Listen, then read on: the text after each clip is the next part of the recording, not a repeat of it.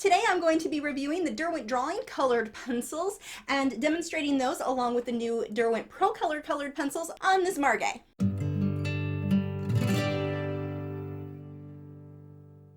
Hi, I'm Lisa, the artist behind Lachri Fine Art. If you've been around a while, you know I love my Derwent Drawing Chinese White. It is super opaque, love that pencil, and for some reason it never crossed my mind, hey, maybe I should try the rest of that set. So I contacted my friends over at Derwent and they gave me a set to try out. My only real complaint about these pencils is that the largest set comes in 24. So not a ton of colors, but the colors are amazing and every single one of them are light fast, so no worries there. These pencils are quite a bit thicker than most of the other pencils that I use, much more so than Polychromos or even the Derwent Procolours. They're very thick, the lead themselves are very thick. The coverage goes down so fast, and we'll be talking more about that in my actual project. But if you are looking for ways to make your colored pencil work blend smoothly and go a little bit faster, oh, you have to try these pencils. Most of the colors that come in the set are very neutral. They're really good for wildlife like I've done here, and I think they're going to be one of my favorite pencils from now on for drawing skin tones. They just blend so smoothly, so it's going to make it a lot easier and go a lot faster when I am doing portraits in colored pencil. Now for this piece, I also used some of my Derwent Procolours. I stuck with the light fast colors out of the Derwent Procolour set. Now because these pencils are so soft, they do break easier than like the Procolour. So I found with me when I was sharpening them, I'm using a sharpener, which I'm going to do a separate review on, that sharpens to a really fine point. And if I sharpen too much, if you add very much pressure, the very, very tip of these will break, but the rest of the lead stayed okay for the most part. My black, however, broke a couple of times down where I would sharpen it and the whole top end of the lead would come out. The second time that happened, I just took masking tape and taped it into place and was fine. That was the only time I really had that happen in these pencils, but keep in mind it is a very soft lead, so be careful when you're sharpening them. They're very similar to Prismacolor in that, except with these, the wood barrel is made well. So where Prismacolor, you've got a soft lead and then badly made wood casings now, so that adds to the likelihood of Prismas breaking as you sharpen them, whereas these are centered very well. The wood casing was really nice, so I didn't have any problems there. And just to be clear, while Derwent did send me these pencils, the opinions in this video are all my own. I'm not being paid to make this or anything like that. If you are supporters over on Patreon, the 2-hour version of this tutorial, complete with some real-time clips, is available for you now, so make sure to head over and check that out. If you are unfamiliar with Patreon, you get access to all of my weekly 1 to 2 hour tutorials. Whatever went up on here on YouTube is a longer version over there, complete with some real-time and, of course, the voiceover tutorial. And you instantly get access to all of my past Patreon videos, and there are well over 100 there, all for as little as $4 a month. Now let's go ahead and see how these pencils work in action.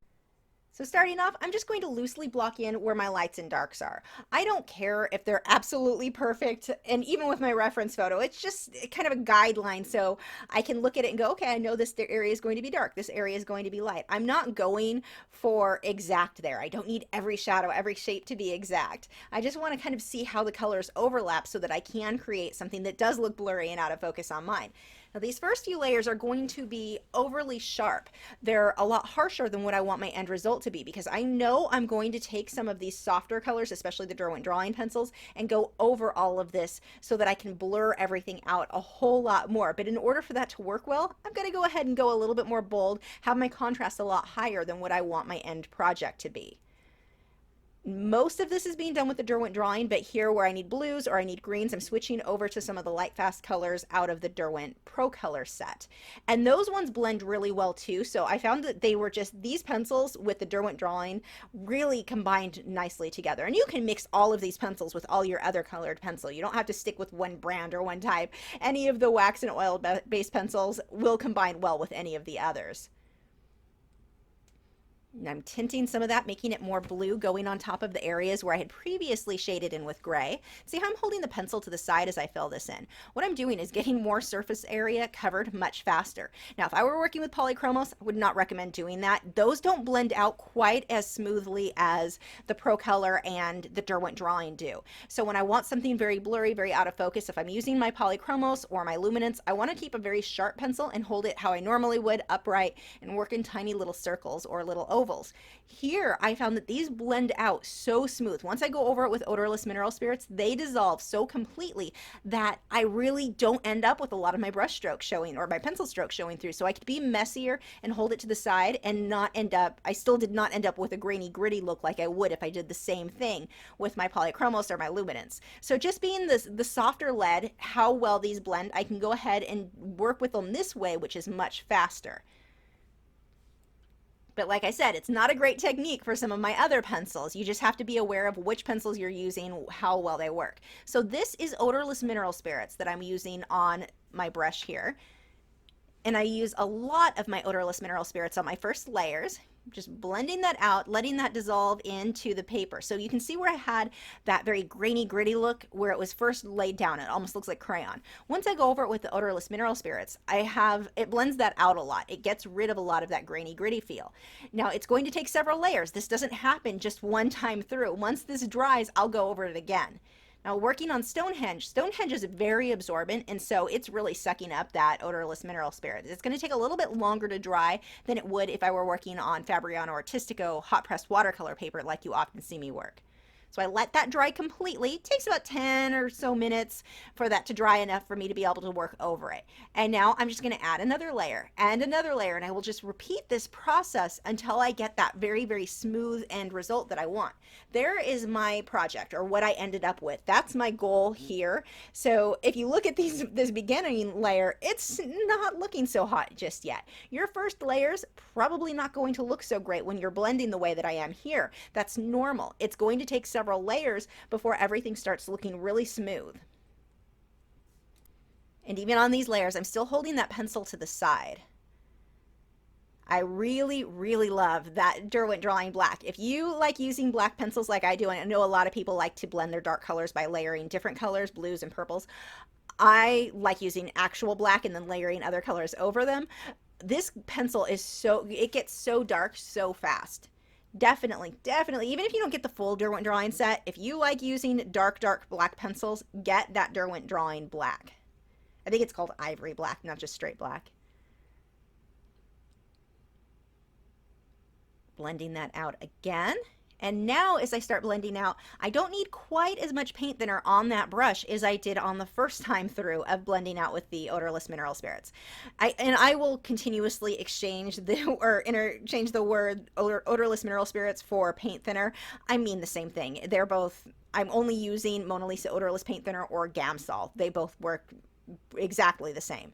So whenever I use one of those two terms, that's what I mean. But I don't need quite as much paint thinner as I move on. Now, as I keep blending for my last layers, once I add more layers of colored pencil and then blend out, it'll get to where I want less and less paint thinner on that brush, because towards your final layers where you've got a lot of pigment on the paper, it will get to the point where too much paint thinner on your brush will cause weird brush strokes that are not, they don't look so great. So as I get to the final layers, like what I'm doing here, I just want to blend out little areas. I've barely got any paint thinner on that brush. It's mostly dried out. Very, very little is on there. And I'm using both white and a light gray to create some of these circles. And really starting to tint some of this color with the greens and the blues.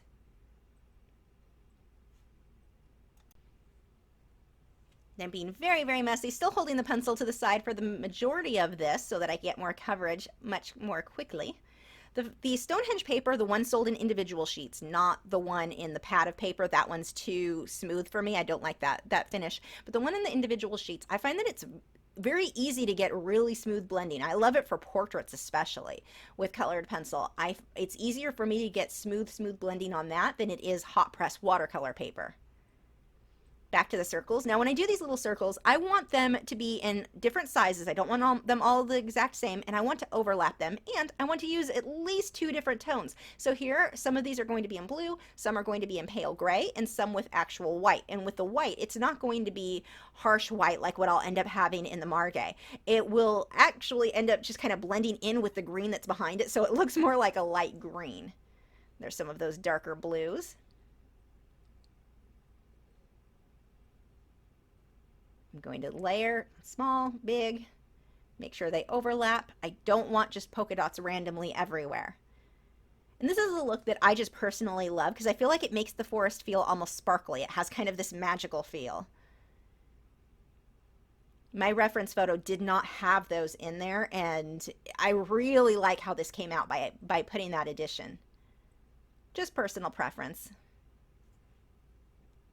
Now, at this point, as I continue layering, I will layer a lot of my light colors on top of some of the darker colors with the exclusion of the black unless I want it to turn gray. But like over the greens, over the blues, I'm going to layer some of the lighter grays over a lot of that and then blend over it. And this softens up any of those details because I don't want things to be too harsh in the background. I want you to kind of have a feel of there are vines and tree trunks and branches, but I don't want you to look at it and see sharp detail. That will pull attention away from what I want the viewer's eye to really focus on, which is the Margay. Back to adding more of these circles. And same thing, some are white, some are going to be light gray, and some will be blues or greens. And then I'm softly blending them out. Not much, there is not much paint thinner on the brush at this stage when I blend those out. That black gets so nice and dark. One of the frustrations I had with that, though, twice the lead broke on the black because it is a very soft core pencil. Twice the lead broke, and the second time I didn't want to waste that much lead, so I took masking tape and just taped it around the front of the pencil, and it actually kept the lead in place so that I was able to continue working on it until I would have normally sharpened it. I wasn't totally expecting it to work, but I thought I'd give it a try, and it did work. I couldn't add a lot of pressure, but these pencils are so soft and so heavily pigmented that you don't have to push very hard to get a lot of color to come out of them. So I think that was really the key on why having it taped up with taping that lead in worked. It only happened those 2 times though, and I didn't have a problem with any of the other pencils. So now we are going to work on the eye. This over on Patreon is in real time, so if you want to see this slow down, make sure to go and check that out there. But I'm just going to just kind of block in where the lights and the darks are going to go. I don't really care at this point if my colors are exact. And here you can see what my end goal is on that eye. I'm going to do a lot of layers to get it to this point. Remember, this is not a paint by number by any means. You're going to need to layer a lot of colors to get to that end result. This is not an issue of just put the orange where the orange goes and the blue where the blue goes. I'm going to layer and mix quite a bit. Now, the Derwent drawing pencils I don't think are the best for fine little tiny detail. If I have tiny detail, I'm going to switch over to one of my pencils that have a harder lead. So in this case, the Derwent Procolour. But my luminance, or I'm sorry, not my luminance, my polychromos would normally be my go-to pencil for fine detail because it's a much harder lead. The Derwent drawing pencils are really soft, and so you tend to get thicker lines with those, which I did like for a lot of the fur where I wanted a softer look. But with little details, this eye's big enough that I can still do almost all of this with the Derwent drawing. But normally, if the eye was a little bit smaller, I probably would switch to one of my harder leads. The tips of these don't hold their point quite as long or as sharp as an oil-based pencil like the Polychromos. Or even the Procolour are a hybrid between, they're somewhere in between your typical wax-based and oil-based pencil, so those ones actually hold a point very well too. Taking this reddish pink color and going over everything, which makes it stand out quite a bit. And blending that, I'm using a smaller Taklon bristled brush. This is a round to blend that out with my odorless mineral spirits. This is going to take 2 main layers to get this done, and then once it dries completely, I'll do some final little tiny details over it later on. So that is dry. Notice how much lighter everything gets once the paint thinner dries. When you put your paint thinner on initially, it darkens up the paper, especially on the Fawn paper. That's not something I notice as much on white paper, but this Fawn paper, it gets really dark. Don't let that scare you. It'll generally dry back light again.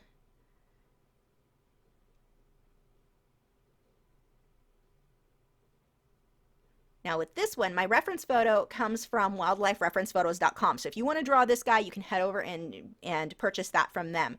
But with this one, the background that this guy was on was completely green, and it really wasn't what I wanted. So I like to make mine more unique to me. I don't want to draw the same exact image that everyone else is going to draw. I want to change mine. But the nice thing with this is I still chose to draw him in a jungle type setting. So keeping green in the reflection of his eye made sense. Had I drawn him in a setting that was, let's say, mostly browns, then that green I probably would have left out. I would not have included that in the reflection of the eye. But because I chose a background that had so much green, it does work. And typically, I like to take whatever colors that I'm using in the background and incorporate that some into my subject. So we'll go through this eye a little bit quicker, well, a lot quicker. It's just a rinse and repeat of the other eye. Now onto the nose, I just want to pay close attention to tiny little details. Watch where my lights and darks go. Now here, the reason that I'm starting with my Procolour instead of the Derwent Drawing, it's just based on color. I needed that color from the Derwent Drawing that was not, or I'm sorry, the Procolour that was not available in the drawing pencils. I don't think that I would really try to complete an entire piece just with Derwent Drawing. I would pretty much always want another set of pencils to include with those so that I have a bigger variety of colors. That is my main complaint with these pencils, is that there's only 24 and they're mostly muted earth tones. Nice tones, especially if you're drawing a lot of wildlife or portraits. But I want more colors, and so, but they work well. You can combine them with your other pencils, but I don't see myself ever really trying to use just this set of pencils alone. Starting to build up the direction of the fur here, and that's really what I want to focus on, is making sure that the fur is about the right length, going in the right direction. And a lot of what I'm going to create when I get into the finer details around the bridge of the nose especially are little dots, just a little bit of texture in there. And back to the nose. You'll see me jump around a lot. One of the reasons that I jump around so much when I work in colored pencil is while I wait for one area to dry, I'll go work on another area. So that is a huge reason I jump around as much as I do. Just waiting for the areas I blended with paint thinner to dry. Plus, sometimes it makes it easier for you to judge your values of what you're currently working on if you get areas around it filled in, or at least blocked in.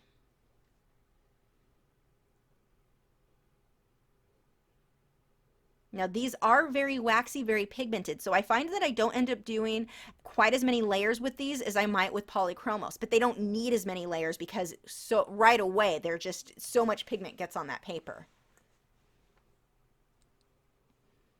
So there, I'm just loosely blocking in my lights and my darks. Don't really care if they're perfect. I'm not really worrying about pencil lines for where the hair is going to go. Those are my final details. My initial layering, all I really want is just pigment on that paper. And I am not pushing very hard. If you push too hard, you damage the tooth of the paper, and it makes it so that you can't get additional layers. Now, I've drawn in the whiskers on that side, and that's basically about as bright as I'm going to be able to get them with just using either the Derwent Procolour or the Derwent Drawing. They are opaque pencils, but they are not going to bring your paper back up to completely white, especially working over an area like I have in the background where it's very dark. So what I will do when all of this is filled in, I'm going to come back through with my touch-up texture and titanium white mixture from brushandpencil.com, and I'll have a link to where you can get that in a video showing you exactly how to use that product below in the video description. But I'm going to use that to get my brightest areas on the eyes and the whiskers and just a few other areas. So that's why when you look at what I have so far, why the whiskers are so muted there compared to what you see on my sample or my finished project on the left. So working through here, again, just blocking everything in loosely. I'm not really worried about details. I just want to get the dark where the dark is going to go to make it easier for me as I move through. I want to get all of the fawn of this paper covered up. In some areas, I've got more of a reddish brown, some it's more of a mauve color, some is straight brown. There's a huge variety in there. One mistake or one big kind of I guess, I don't know if myth is the word to use, but the thing that people, misconception, there's the word I'm looking for. Misconception people have is that if they choose the right color, that's what's going to make their work look realistic. So let's say they're drawing this. If they choose the right reddish brown, they just need to know which color to use. If you have that right color, that's how your work will look realistic. No, absolutely not. One color everywhere creates a cartoon. It doesn't create something that, and not even a very good cartoon, it doesn't create something that looks three-dimensional, that looks realistic. So if you look at my finished project, look at how the back end of the head, where it goes towards the background, how that fades out. It gets much, much lighter as you move forward toward the eyes, how much darker that is. I have so many different shades of browns, magentas, oranges, kind of pumpkin-y colors, just tons and tons of different colors. I'm just making up names here. But the point is there are a lot of colors, and I've got to fade that to create the dimension that I want. You can't just pick one color, one perfect color, and put it everywhere. I'm asked all the time, well, how do I know what skin color? That's the biggest one I think I get is, which color do I use for skin? Well, what color is the person? And it's going to vary from person to person. It's going to vary from one person hugely depending on the light source they're under. That person may be blue if they're under certain lights. I don't know. So you've got to really look at your reference photo and decide what your person needs, whatever you're looking at. Just kind of figure out what to go from there. And really the main thing that matters is getting your values right. Get your darks dark and your lights light. If you can get your values right, heck, I could paint this guy solid, we'll go with purple, and he'll still look realistic. He'll just look like he's standing under a purple light. Getting the values, your darks dark enough, your lights light enough, that is what's going to make a bigger difference in your work looking realistic than finding the one exact perfect color or the two exact perfect colors. Having the perfect color won't matter if you're not paying attention to your values. And don't be afraid of making mistakes. If you're new to colored pencil, you're new to drawing, don't feel like everything you do has to be perfect. Don't worry about making a mistake. Try something. Grab a pencil, see if it looks right on the drawing. If it doesn't, you just learned what didn't look right. Try something else. And with the pencils, they're fairly forgiving if you're going for similar. Like if I pick an orange and it's too bright, it's not a big deal. I can put a more muted tone over it and tone it down. So it's not the end of the world. It's not like you completely ruined something. In most cases, you can fix it if something you realize you grabbed the wrong pencil or something didn't come out right. Of course, there are going to be exceptions, but for the most part, it's not something to worry yourself over that much. And just expect when you're new to drawing something, for your first few projects, they're probably not going to look amazing. Don't work yourself up about that so much that you don't keep practicing, you don't keep trying. Another common question I get is, how do you know which color to choose? Just in general, how do you know that you're using a reddish brown there versus an orange? Experience. Just try it. You have to use the pencils. Pick up your pencils and start using them. You're going to learn so much more from that than reading every color theory book in the world. So as I work my way through, you can see I've loosely blocked in the black. I'm going to have to darken up those spots a lot later on. But right now I blocked that in. Next to all of the black, and this is the same on the head, it doesn't just go black fur to the lighter colored fur. It always fades. It always goes to like a reddish brown color, an orange color, something in between the black and the lighter tan. But I've always got this transitional color in between black spots. It's the same with tigers. I don't just go black to orange. It goes black usually to a burgundy or magenta if I'm using a full set of pencils, and then up into the orange. It makes the fur in those areas, it looks more deep, it looks more realistic, like that fur is very dense. I don't want this just to look like a stamped on leopard print type thing. See how I faded there? Black up into the orange, and then that will fade into my tan or lighter colors. And this again goes back to, there's not one right color. It just depends on which area I'm working on. I'm blending that out just to get a smooth base before I start working on the areas where there will be fur. Now, when I start blocking in the sections, the shape of the fur, creating that texture on the body, I want this to be fairly blurry. Now, my reference photo, that was very, very blurry on that area. I want a little bit more detail, a little bit more of a hint of fur, but I also don't want it to be as defined as what the face is, because I really like how all of that detail, that fine, fine detail on the face, pulls the viewer into the face. You're really pulled into the eyes here with all of that tight detail. When I work out into the body, I want to loosen that detail up a bit so it's not quite as crisp, not as sharp. You can still see that it's fur. You can see where there's clumps of fur. It's just not as defined. And that helps to pull that viewer right back up to the Margay's head. You can tell that there's fur. It's just not the same as the fur on the face. but I still want to pay attention to which direction the fur is going in. I'm still really watching my reference photo there. I want that going in the right direction and being about the right length. I don't want to start putting long lines in random places just to save, because I think it'll save time. I've seen that happen, and it ends up looking like the wrong type of fur on that animal. So I've got to still watch those details.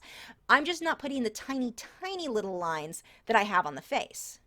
But especially here, you can really start seeing the bits of fur. In some of these areas of fur, I'm going to start moving my pencil back to the side so I get one big kind of line or one bigger brush stroke, pencil stroke for one clump of fur. And that helps me to create the texture of fur, but not have it as sharp or crisp as what I have on the face. I'm also doing the majority of the texture of fur on the body with just the Derwent Drawing Pencils. The Derwent Procolour, those are going to give me finer details. Those are a slightly harder lead. Here, I want this to be really soft, so sticking with the Derwent Drawing works out better for me. And you're probably going to see me use these pencils a lot. They are definitely now on my must-have list. I do not know how I worked in colored pencil for so long without buying these. They're just, I'm absolutely in love with them. I really wish there were more colors, but I am very happy to have these to use in combination with all of my other favorite pencils. Coming back through here with some browns. I'm even coming through with this deep blue, into mixing that in with the brown. I want to create it. I want this guy to kind of look like he's in the shadows. There is some light on his face, but I don't want his body super bright, like he looks like sunlight is just shining all over him. I want this area much darker. And you'll notice where the body will get really dark when I'm blending with the paint thinner, and then it dries back a lot lighter. So just keep that in mind. If it gets a lot darker than you were planning on it with the paint thinner, don't let that scare you. It'll lighten up when it dries.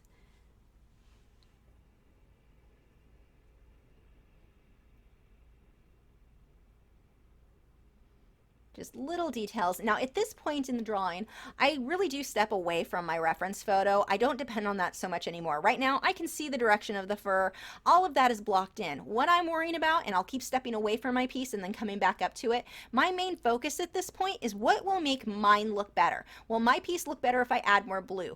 Darken this area up a lot, add more brown, anything like that. That's where my focus is as I get towards the end. The very last thing I do is with touch-up texture and my titanium white mixture and paint that on there. And again, I've got a video showing you exactly how I do that, how I mix it. This product is the only one that I use for white highlights because it is archival. This is not going to come off once it's dry, whereas I know some people will use gel pens or acrylic paint. Those aren't archival. Those are not meant to go on top of an oil or wax-based pencil. When I say not archival, they're archival in their own right, but not on top of a wax or oil-based pencil. They're not really compatible there. Whereas this product, once it dries, that's it. It's staying there. It is meant for colored pencil. It's the only real product that's made for colored pencil for adding highlights like this. I'll do some little dotting around the eyes to make those shiny, very glassy looking, really dotted the white highlights on the eyes.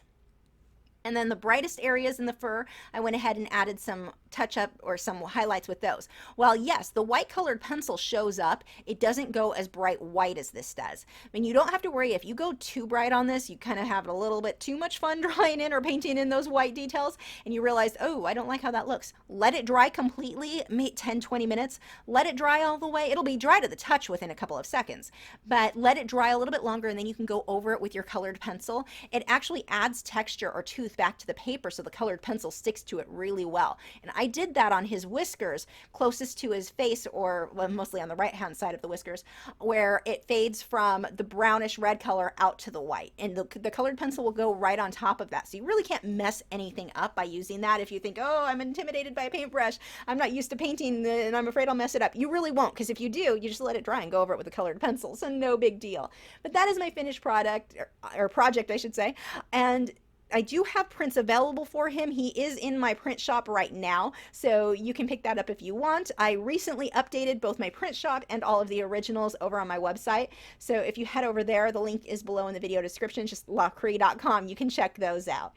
But that is it for this guy. Let me know if you have any questions. I just have to share this. Artist Sarah Edmonson took a selfie I had taken on Facebook and painted me and my baby shoulder chicken. I love this so much. She just caught my expression in that photo so well. So cool. You should definitely check out her website and her Facebook page. I'll have links to both of those in the video description. This one is an oil painting. Anyway, you should definitely go check out her work. She's done some amazing portraits. Hey, have you subscribed yet? If not, I have a handy button right there. It's round, has an orange arrow going to it. Can't miss it. If you click on that, that'll help you to keep up to date with all of my new art videos every single week.